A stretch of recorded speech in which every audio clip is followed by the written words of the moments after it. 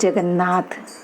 दोस्तों, क्या आपने कभी सोचा है कि त्रिलोकपति भगवान जगन्नाथ हर वर्ष बीमार क्यों पड़ते हैं?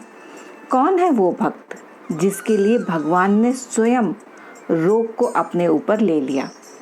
क्यों 15 दिनों तक बंद रहते हैं मंदिर के पट और क्यों नहीं चढ़ता 56 भोग? आइए जानते हैं वो रहस्य जो भक्तों को रुला देता है और भगवान की अनंत करुणा को दर्शाता है।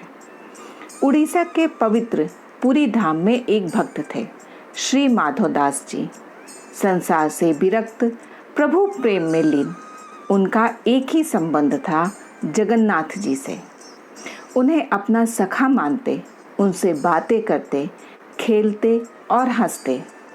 एक दिन माधवदास जी को अतिसार रोग हो गया। वे इतने दुर्बल हो गए कि शरीर भी संभालना कठिन हो गया, लेकिन सेवा किसी की नहीं ली। कहते हैं, मेरे प्रभु ही मेरी रक्षा करेंगे। और फिर वही हुआ जो असंभव सा लगता है। स्वयं भगवान जगन्नाथ सेवक बनकर माधवदास जी के घर पहुँचे। वे उनके गंदे वस्त्र धोते, शरीर को स्वच्छ करते, उन्हें सहारा देते और ऐसी सेवा जो कोई सगा भी ना करे, उसे स्वयं भगवान कर रहे थे। और जब भक्त को होश आया तो उन्होंने प्रभु को पहचान लिया। माधवदास जी विनम्र होकर बोले, प्रभु, आप त्रिभुवन के स्वामी हैं, फिर भी मेरी सेवा करते हैं। रोग हर लेते तो ये सब करना ना पड़ता।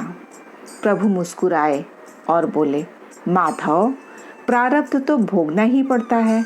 अगर इसे टालता तो अगले जन्म में फिर से आना पड़ता, और मैं नहीं चाहता कि मेरा भक्त जन्म मरण के चक्र में फंसे। इसीलिए मैंने ये रोग स्वयं ले लिया।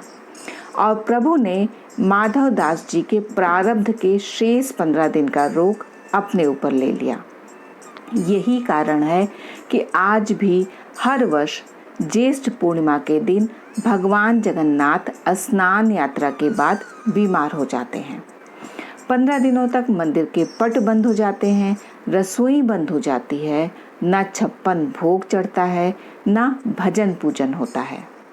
भगवान को दिया जाता है आयुर्वेदिक काढ़ा, फल, छेना और शीतल पेय। हर दिन वैद्य आकर जांच करते हैं। रात में मीठा दूध अर्पित किया जाता है, जैसे कोई माँ अपने बच्चे को सुला रही हो।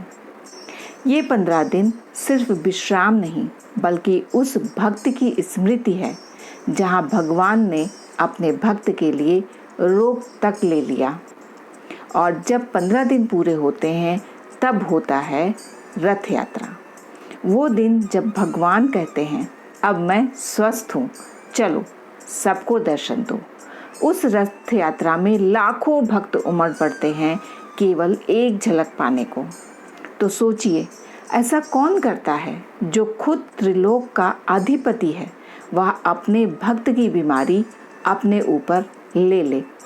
ऐसे हैं हमारे प्यारे जगन्नाथ जी, जो सिर्फ राजा नहीं, भक्तों के सखा हैं, सेवक हैं और परम करुणामयी हैं। तो प्रेम से बोलिए, जय जगन्नाथ।